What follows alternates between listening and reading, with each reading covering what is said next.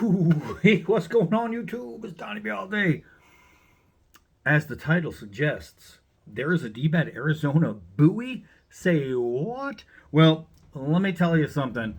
My folders over at Croco Knives are pretty much done. They're getting ready to do all the packaging and start sending them out and get all that going. Really, really excited about that because Croco Knives has been absolutely dominating my designs. They have been, the fit and finish is just really nice. The quality has been great. Everything so far, I've had just one guy who ordered, wherever it is, he ordered the 1918. I gotta find it. I'm just talking off screen. Hold on. Damn thing was laying there like this, upside down. I couldn't see which one it was.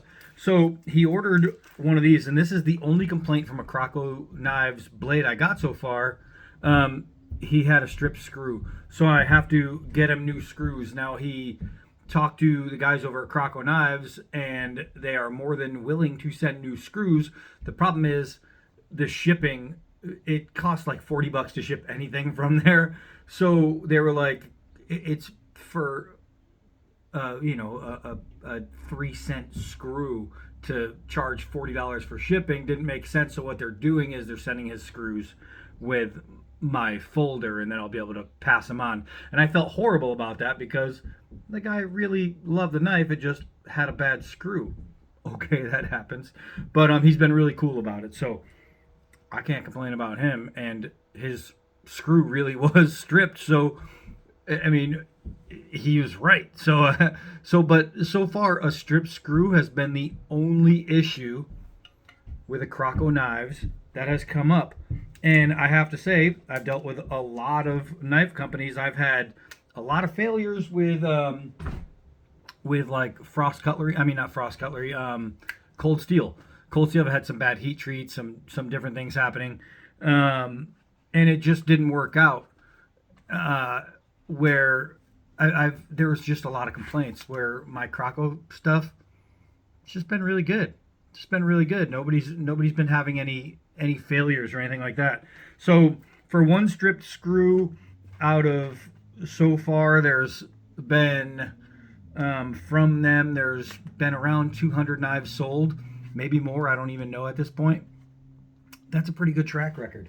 So I talked to them over there, and I said, I've looked at, obviously I've looked at what they do, what they have, what they sell multiple times. I know their website.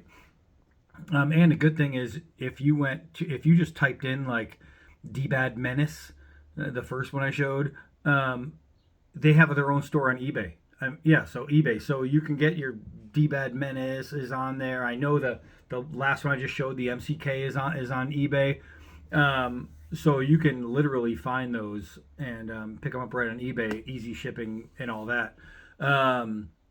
Really nice. But what I noticed on their website is that they had no Western style buoys, like American Bowie knives. And I was been dying to do a classic big clip, like a long clip point Bowie for a long time. I mean, I really have wanted to do one, but the design has been kicking around my head forever because it has to be freaking right. It has to be perfect. The silhouette of this knife has to look like it just came off somebody's belt in the 1800s. You know what I mean? And for me, with design, it has to be perfect as far as weight, balance, and overall aesthetics. It has to be a good looking knife. So talking to him, I said, hey, with the folders already done, I noticed you don't have one of these. And then I showed him a picture that I did the concept art, the first drawing. And I said, what about something like this? And this I sent to him yesterday. He wrote me last night saying he's starting it today. That's how much he likes the design. That's how much he's ready to go for this one. And I'm going to show you the concept art that is bringing this one to life. So here it is. The dbad Arizona Bowie. This thing's going to be pretty big.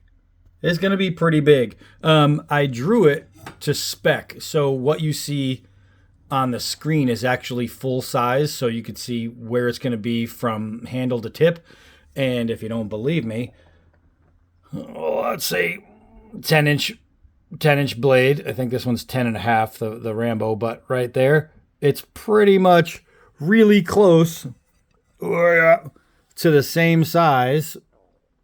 I have a touchscreen, so I have to be careful not to touch it, as the Rambo, right? It's right there. I think the handle is just slightly longer on the Arizona. So the Arizona at 16 inches overall, I think my Rambo is 15 inches overall. And for a knife that maybe some of you will recognize even more as far as being able to put it together. So you'll see the blade is a little bit longer than the Case XX, but where the Case XX gets its complaints is in the grip. A lot of people don't like the grip being so small, but you can see inside grip to inside grip, that entire thing. Since it's a look at that. That's a big difference. Since it's a coffin style handle, that entire thing is grip. So you can choke up, choke down, all around. Now with the Condor Undertaker, which has a blade more this style, but a grip that is a coffin grip, with the Condor, what they do wrong is from here to here is a straight line. So you have no depth for your grip. It's easy to slide off. Because this one flares out, it's going to have very, very positive grip. Now, what's going on with the knife? Well, this is the deal. I wanted a traditional blade shape, 100% traditional, but I wanted to modernize it. So normally when you see a blade like this back in the day, it's going to be swedged from this point right around there, and it's going to come down to here, and then you're going to have a grind going this way.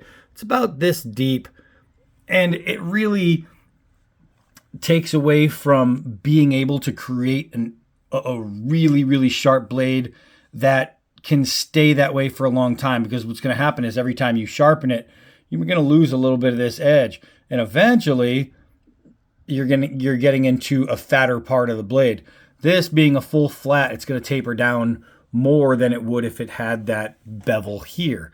So it's going to have an edge that can last longer. The fullers, for me, it's just, I really like the look of a fuller. A lot of people call them blood groove, but it's just a fuller. It's excellent. It's good to have, and it does help reduce suction when you are, guard deep into some kind of animal. Outside of all that, so the swedge, I removed the swedge. What this does, it's going to create a thicker tip. Because it's a long, pointy tip, that means this style of Bowie is not made for, obviously, prying. Bowies generally aren't made for prying, but it's not a pry bar. So I wanted the thickest tip I could possibly get, and with a 7mm thick blade, you think about where this is going to taper in. It's just going to give it a little bit more meat than you would see on some other blades. So traditional, from that point on, that blade is like 1860s to 1880s all day long. It is a 100% traditional shape. Then I modernize it. So we're going with micarta scales. So the micarta is going to be really, really nice. It's going to be cut in really well. And I'm doing an integral guard. I don't want a guard that can loosen. So to avoid that, I'm making it part of the guard. Another knife you'll see like this, hold on. There we go. So straight from the master, Jed Hornbeak, right? Integral guard with modern grips. And he did his as a coffin style as well. Now you'll see he really, really went crazy. He modernized the heck out of this Bowie, and it is freaking awesome. I'm trying to get it more in more into the light here, you could see the double fullers with all of his stuff. Man, it's really hard getting. There we go. So you can see this. Where is it? That he does is just beautiful. I think somebody's here, but he made an immaculate Bowie. But he wasn't going for an old school Bowie. He just wanted a complete new take on a coffin handle Bowie, and he completely succeeded. So where mine is mine. It's I really wanted, like, I mean, you look from here to here, you are literally looking at an 1800s knife. If you were seeing just a silhouette, you wouldn't know that that's an integral guard. You wouldn't know that that's micarta or even true full tang, which it is. So there is no rat tails here. There's no burn-ins, no nothing like that. This is a true blue badass hunk of steel. So you'll notice right here, I wanted some 1mm shavings. So I don't want these points to be pointed. I want them to be rounded so it's gentle on the hand. If you are moving the knife in your hand, I don't want it to hit the webbing of your thumb. Hey. And really mess you up. And so you'll notice, again, with the curves, hold on a second. That dog of mine. So you'll notice these are curved in here because I wanted that really sweet curved guard, and I was going to mimic that on the other side, but then I realized this curved on the other side and other knives do it, and I don't understand why. I think that could be really uncomfortable on the hand. I don't want it to be uncomfortable or unusable, so I went with round in here, and then I straightened that side of the guard. Now, another reason for going round, and like when you see people break like a K-bar, the reason they break a K-bar is because they use 90-degree angles here. A 90-degree angle is not as strong as a curved angle. That's just fact. And that's why you'll see tangs break on certain knives. So it was really important for me to round all of the edges going in and out of the guard. This area right here is just, I wanted an artistic take on the ricasso, and it took me a little while to get it right, but I thought that looked really good coming from the actual point of the edge all the way into the point of the guard. I wanted to have a really nice fluid look, and that's where that came from. Again, you're going to see a really nice swell. You have a 1-inch area here, so the swelling is going to fit just awesomely, especially when you're swinging the knife. Next, what I told him I want to do is I just did a little makeup pattern for for some tooling. And I want the tooling to go all the way around obviously it'd be under here, and along this part of the spine. So I think that would not just be good looking, but it would be super, super dope. So my next Croco Knives knife is all lined up. It's going to be phenomenal. It's going to be a big knife. Obviously, it's going to be the size. Let's see, in hand, you can really see it's going to be the size of this with even just a slightly longer rear. So you're going to have plenty of grip for big-handed guys. But look at that blade. Look at that blade length. That's what you're getting out of there, except with that classic sweep and Bowie look. So that is awesome. Also, don't forget that besides my Wakizashi coming out on the 24th at the Kukri House is also doing my Predator knife, which looks a lot like this. Hold on.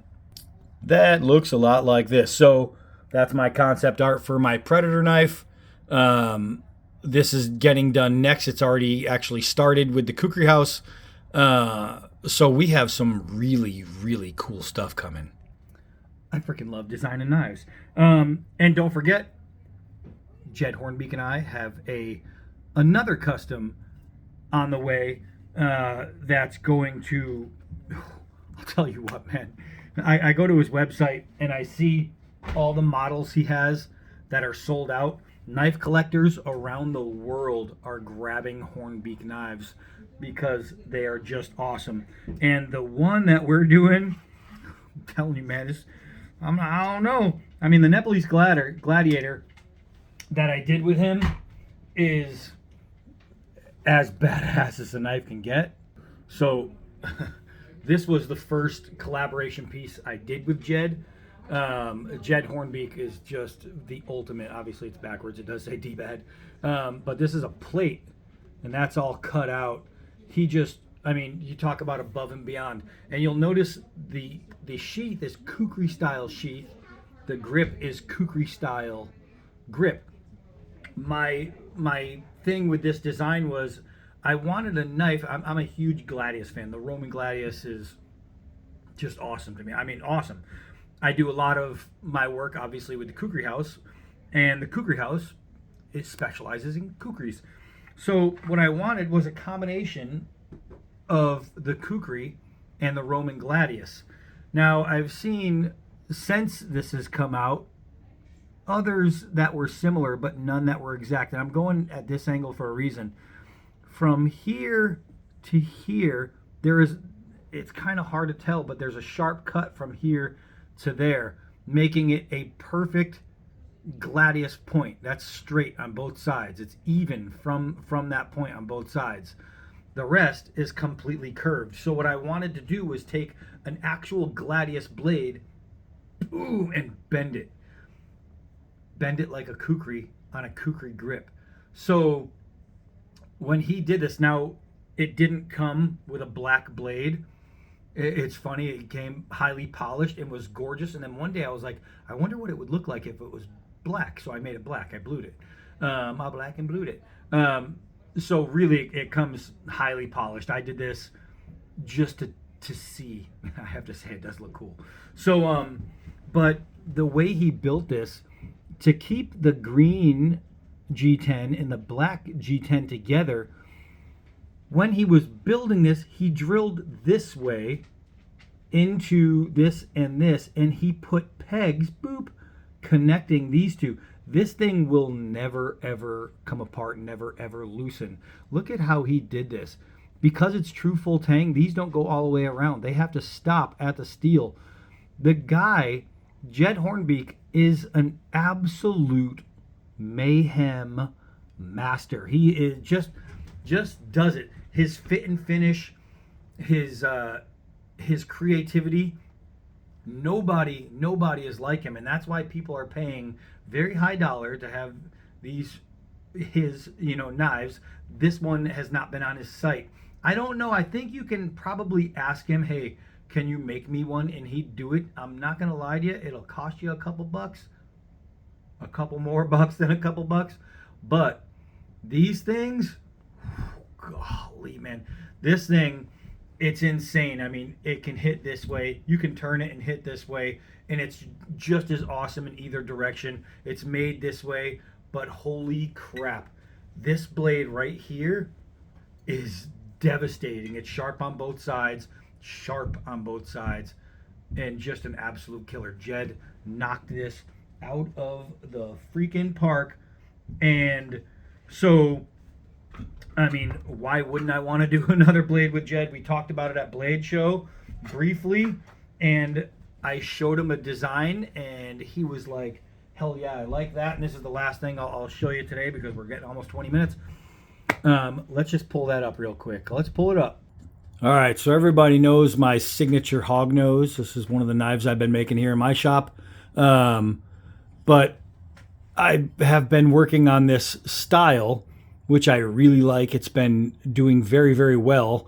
I even put one into a Jack Wolf Knives knife that I was totally just about to show you, but forgot that I left it in Arizona. So this is the next custom collaboration hognose from dbad and Jed Hornbeak. You can see how I just showed you on his other knife, that ridge line.